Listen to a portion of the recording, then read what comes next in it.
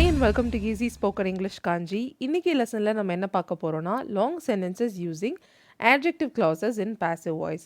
So adjective clause sentences frame பண்ண போகிறோம். ஆனால் அந்த adjective clause வந்து passive voiceல இருக்க போகுது. அந்த மாதிரியான ஒரு இன்ட்ரெஸ்டிங் லெசன் தான் இன்றைக்கி நம்ம பார்க்க போகிறோம். ஸோ கேட்கும் போது கொஞ்சம் கஷ்டமாக இருக்கிற மாதிரி இருக்கலாம், பட் ரொம்ப ரொம்ப சிம்பிளான லெசன். நம்ம டெய்லி லைஃப்பில் நிறைய சென்டென்சஸ் இந்த மாதிரி பேசிகிட்டு இருக்கோம். So without any further delay, let's get into the video. இன்னைக்கான ஃபர்ஸ்ட் சென்டென்ஸ், உங்களுக்கு ஒதுக்கப்படாத வேலையை நீங்கள் ஏன் செய்கிறீங்க? ஓகே, வேலையை நீங்கள் ஏன் செய்கிறீங்க? why do you do the work? எந்த வேலைன்னு சொல்லியிருக்கோம்?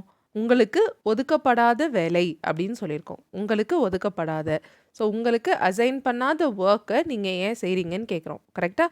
ஸோ உங்களுக்கு அசைன் பண்ணாத ஒர்க், அந்த அசைன் பண்ணுற ஆக்ஷனை இங்கே யார் பண்ணுறாங்கன்னு சொல்லலை. ஸோ டெஃபினட்டாக நம்ம பாசிவ் வாய்ஸில் தான் சொல்லணும். So why do you do the work that is not assigned to you? Is assigned அப்படின்றது passive voice structure, is plus V3. So நெகட்டிவ்ல ஒதுக்கப்படாதன்னு இருக்கிறதுனால is not assign to you. why do you do the work that is not assigned to you? உங்களுக்கு assign பண்ணாத ஒர்க்கை நீங்கள் ஏன் செய்கிறீங்க? Alright, the next one. கடைசி நிமிஷத்தில் உனக்கு கொடுக்கப்பட்ட ப்ராஜெக்டை எப்படி சமாளிச்ச? ப்ராஜெக்டை எப்படி சமாளிச்ச? எப்படி இங்கிலீஷில் சொல்லலாம்? how did you manage the project? எந்த ப்ராஜெக்ட்? கடைசி நிமிஷத்தில் உனக்கு கொடுக்கப்பட்ட ப்ராஜெக்ட். கொடுக்கப்பட்ட, அதாவது கொடுக்குற ஆக்ஷனை இங்கே யார் பண்ணாங்கன்னு சொல்லலை. ஓகே, சப்ஜெக்ட், அந்த கொடுக்குற ஆக்ஷனை பண்ணுற சப்ஜெக்ட் இங்கே இல்லை. ஸோ ப்ராஜெக்டை கொடுத்தாங்க அப்படின்னு சொல்லுவோம். சாதாரணமாக நம்ம பேச்சு வழக்கில் இந்த சென்டென்ஸ் எப்படி சொல்லுவோம்னா, கடைசி நிமிஷத்தில் உனக்கு கொடுத்த ப்ராஜெக்டை நீ எப்படி சமாளிச்ச? ஸோ கொடுத்த அப்படின்னு தான் சொல்லுவோம், யார் கொடுத்தாங்கன்றத சொல்லலை. மேபி அந்த ஆக்ஷனை யார் பண்ணுறாங்கன்னே நமக்கு தெரியாமல் கூட இருக்கலாம். ஸோ அதனால தான் இங்கே பாசிவ் வாய்ஸ் யூஸ் பண்ணுறோம். How did you manage the project? எந்த ப்ராஜெக்ட் கடைசி நிமிஷத்தில் உனக்கு கொடுத்த இல்லை கொடுக்கப்பட்ட project. that was given to you at the last minute. Okay, how did you manage the project that was given to you at the last minute? Okay, the next one. இங்கே குறிப்பிடப்பட்டுள்ள வழிமுறைகளை நான் பின்பற்ற வேண்டுமா? அதாவது இங்கே மென்ஷன் பண்ணியிருக்கிற இன்ஸ்ட்ரக்ஷன்ஸை நான் பின்பற்ற வேண்டுமா, நான் ஃபாலோ பண்ணணுமா அப்படின்னு கேட்குறோம். இதை நீங்கள் ட்ரை பண்ணுங்க.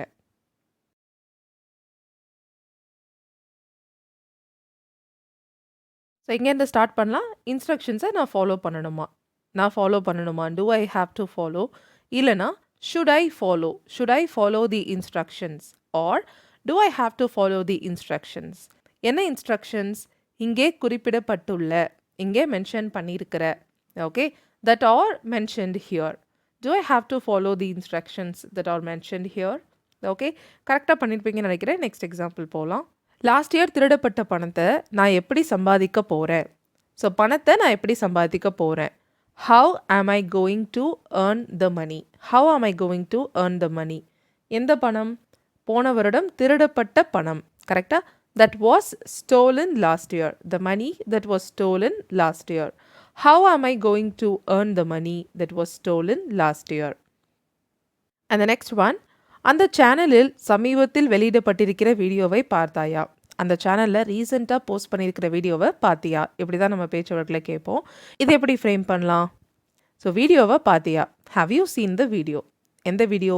அந்த சேனலில் ரீசெண்டாக போஸ்ட் பண்ணியிருக்கிற, யார் போஸ்ட் பண்ணியிருக்காங்கன்றது மேபி ஒரு சேனல்னால் அது அவங்களோட, அந்த சேனலில் யார் வச்சுருக்காங்களோ அவங்க தான் போஸ்ட் பண்ணுவாங்க, நம்மளுக்கு தெரியும்.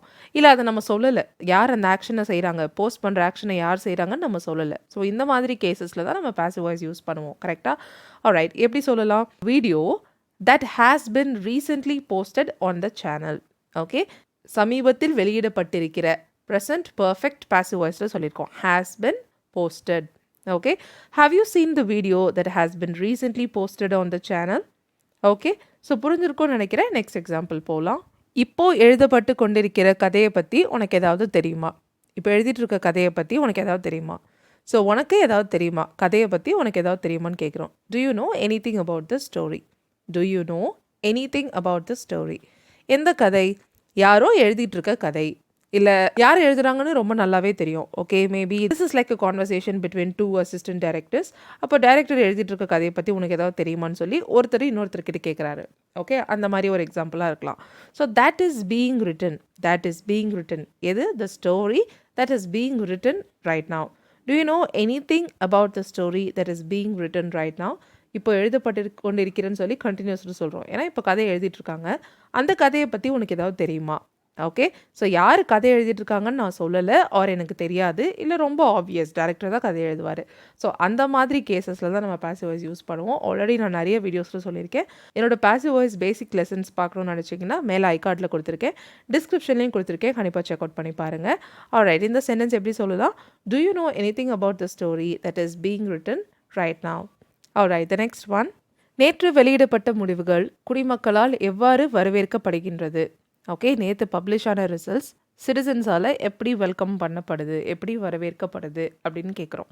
ஓகே, ஸோ இங்கே ரிசல்ட்ஸ் எப்படி வரவேற்கப்படுது அதுதான் நம்ம சொல்ல போகிறோம். First, how are the results being welcomed by the citizens? Okay, குடிமக்களால் முடிவுகள் எப்படி வரவேற்கப்படுகிறது? இப்போது இந்த சென்டென்ஸில் இருக்கிற த ரிசல்ட்ஸுன்ற நவுனை டிஸ்கிரைப் பண்ணி ஒரு அட்ஜெக்டிவ் க்ளாஸ் வந்திருக்கு. என்னது அது? நேற்று வெளியிடப்பட்ட முடிவுகள், the results that were published yesterday. கரெக்டாக? ஸோ இப்போ இந்த தட் வர் பப்ளிஷ்ட் எஸ்டர்டே இந்த அட்ஜெக்டிவ் க்ளாஸை நம்ம எங்கே எழுதணும்? மெயின் க்ளாஸ் ஃபஸ்ட்டு நம்ம என்ன பார்த்தோம்? How are the results being வெல்கம்டுன்னு பார்த்தோம். கரெக்டாக? அந்த ரிசல்ட்ஸ்க்கு பக்கத்துலேயே இந்த சென்டென்ஸை எழுதணும். எப்படின்னா, how are the results that were published yesterday being welcomed by the citizens, இந்த மாதிரி எழுதணும். ஸோ அட்ஜெக்டிவ் க்ளாஸ்னாவே யூஸ்வலி எப்படி இருக்கும்னா, மெயின் க்ளாஸில் இருக்கிற ஒரு நவுன், அதாவது சப்ஜெக்டில் இருக்கிற நவுன் இல்லை ஆப்ஜெக்டில் இருக்கிற நவுனை டிஸ்கிரைப் பண்ணி அட்ஜெக்டிவ் க்ளாஸ் வரும். இத்தனை நேரம் நம்ம பார்த்த எக்ஸாம்பிள் ஆப்ஜெக்டிவ் பிளேஸில் இருக்கிற நவுனை டிஸ்கிரைப் பண்ணி வந்தது. அதனால தான் அட்ஜெக்டிவ் க்ளாஸ் இதுக்கு முன்னாடி பார்த்த எக்ஸாம்பிள்ஸ்லாம் லாஸ்ட்டாக இருந்த மாதிரி இருந்தது. பட் இங்கே சப்ஜெக்ட், த ரிசல்ட்ஸ் அப்படின்ற சப்ஜெக்டை டிஸ்கிரைப் பண்ணி இந்த இடத்துல அட்ஜெக்டிவ் க்ளாஸ் வந்திருக்கு. இந்த சென்டென்ஸில் நீங்கள் நல்லா நோட் பண்ணிங்கன்னா ரெண்டுமே பாசிவ் வாய்ஸில் தான் இருக்குது. அதாவது அட்ஜெக்டிவ் க்ளாஸ், மெயின் க்ளாஸ் ரெண்டுமே பாசிவ் வாய்ஸில் தான் இருக்குது. Have are the results being welcomed, இது மெயின் க்ளாஸ், இதுவும் பாசிவ் வாய்ஸில் தான் இருக்குது. முடிவுகள் எப்படி வரவேற்கப்பட்டு கொண்டிருக்கிறது, சிட்டிசன்ஸால் எப்படி ரிசல்ட்ஸ் வந்து வெல்கம் பண்ணப்படுது. ஓகே, அண்ட் ரிசல்ட்ஸை டிஸ்கிரைப் பண்ணி வந்திருக்கிற அட்ஜெக்டிவ் க்ளாஸும் பாசிவ் வாய்ஸில் தான் இருக்குது. That were published. Okay, so interesting sentence இல்லையா? Alright, the next one. உன்னுடைய ஊரில் முதன்முறையாக வெளிவரவிருக்கும் திரைப்படத்தை பற்றி நீ உற்சாகமாக இருக்கியா? ஸோ படத்தை பற்றி நீ எக்ஸைட்டடாக இருக்கியா? இது எப்படி இங்கிலீஷில் கேட்கலாம்? R you excited about the movie? எந்த மூவின்னு சொல்லி மூவியை டிஸ்கிரைப் பண்ணி ஒரு அட்ஜெக்டிவ் க்ளாஸ் சொல்லியிருக்கோம். என்ன சென்டென்ஸ் அது? உன் ஊரில் முதன்முறையாக வெளிவரவிருக்கும், இனிமேல் தான் வெளிவரப்போகுது. கரெக்டாக? அது எப்படி இங்கிலீஷில் சொல்லலாம்?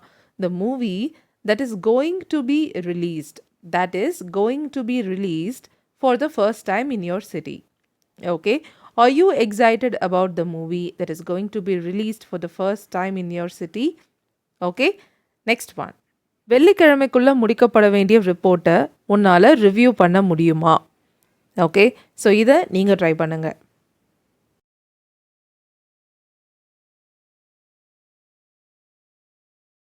ஸோ ஃபஸ்ட் எங்கே ஸ்டார்ட் பண்ணலாம்? உன்னால் ரிப்போர்ட்டை ரிவ்யூ பண்ண முடியுமா? Can you review the report? எந்த ரிப்போர்ட்? வெள்ளிக்கிழமைக்குள் முடிக்கப்பட வேண்டிய report.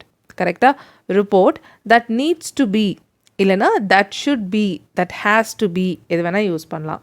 That needs to be completed by Friday. Okay, can you review the report that needs to be completed by Friday? Okay, கரெக்டாக பண்ணியிருப்பீங்கன்னு நினைக்கிறேன். இந்த லெசன் உங்களுக்கு புரிஞ்சுதா இல்லையா அப்படின்றதே எனக்கு காமெண்ட்ஸில் சொல்லுங்கள். தேங்க்யூ ஸோ மச் ஃபார் வாட்சிங் this lesson till the very end. I'll see you all in the next video. Till then, take care and bye.